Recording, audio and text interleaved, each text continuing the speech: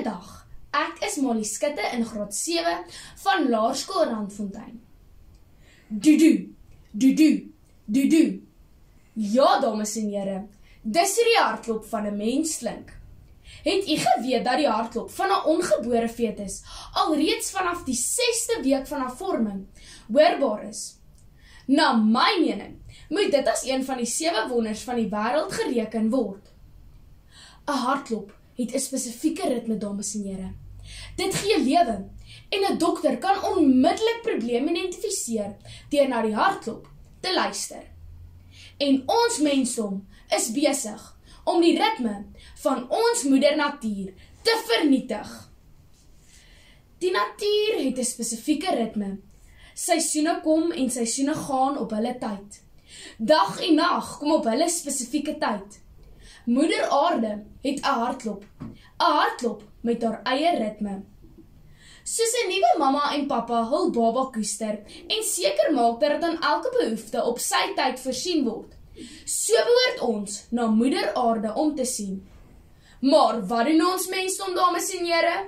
Ons besoedel haar riviere, kap haar woude uit en verwoes haar oseane. En dan kom die droogtes, oorstromings, erosie, aardbewings en tornado's. En ons huil in ons hande oor die verlore hartklop, want ons het dit self gedoen. Ons het die ritme van Moeder Aarde versteur, en nou kan ons nie meer omdraai nie. Voorsitter, 'n dokter luister met 'n stetoskoop na sy pasiënt se hartklop. As ons 'n stetoskoop kon inspan, wat sou ons hoor by Moeder Aarde se hart? Ek wil glo dat die skrywer, Oleg Phemisola Perkovic, 'n professor in geologie, grootgeword in Kenia, en die skrywer van die bekroonde boek Saving Earth, Climate Change and the Fight for Our Future, die waarheid weet het. Ons aarde sterf stukkie vir stukkie, sê sy. As ons Moeder Aarde 'n hart het sy nou hartversaking. Sy verduidelik wat die invloed is van die dramatiese geskiedenis van die mensdom se vernietigende aksies. Seker, die grootste vyand van ons aarde se ritme is die vervaardiging van elektrisiteit. Benjamin Franklin het elektrisiteit in 1752 ontdek. En kort daarna het kragstasies die lig gesien.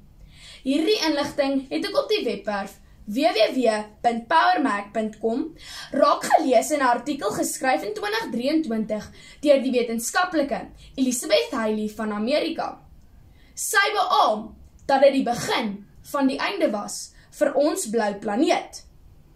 Weliswaar kan ons dalk dink, ag, dit sal nog lank vat voordat dit ons raak, maar ons is beslis verkeerd.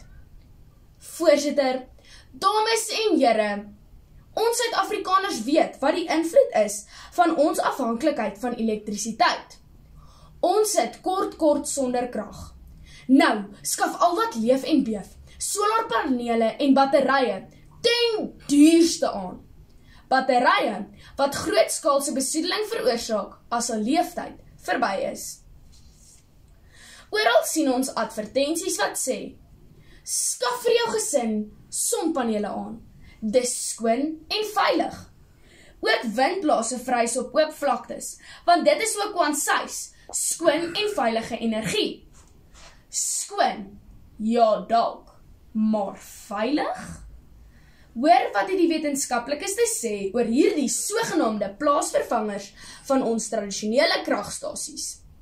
Ons almal weet dat die CO2 wat vrygestel word deur die byprodukte van die tradisionele manier van kragopwekking, die broodnodige suurstof vernietig, wat ons as mense nodig het om te kan oorleef op hierdie planeet. Nou wend ons tot ander maniere, wat hopelik veiliger is. En tog is daar wetenskaplikes wat hul kommer hieroor uitspreek. Op die webwerf www.constellation.com lees ek 'n gesprek wat in 2023 gevoer is met die meteoroloog Tom Zambrino van Amerika. Hy praat hier oor die voordele en nadele van sonpanele en windplase. Sonpanele raak self vuurwarm en die voorlewe word hierdeur geraak. Windblase veroorsaak die dood van talle voëls en vleermuise, wat weer 'n belangrike rol speel in die reëlmatige hartklop van ons aarde. Zambrino eksperimenteer tans met die gebruik van hernubare energiebronne, soos die krag van die golwe van die see, in plaas van son- en windblase. Ek vra myself af, hoe is dit dat ons mense, wat so kan smog met ons fantastiese verstand en die krag van ons breine, nou eers hieraan dink? Ek vind toe die antwoord. Die antwoorde was al lankal daar, dames en here.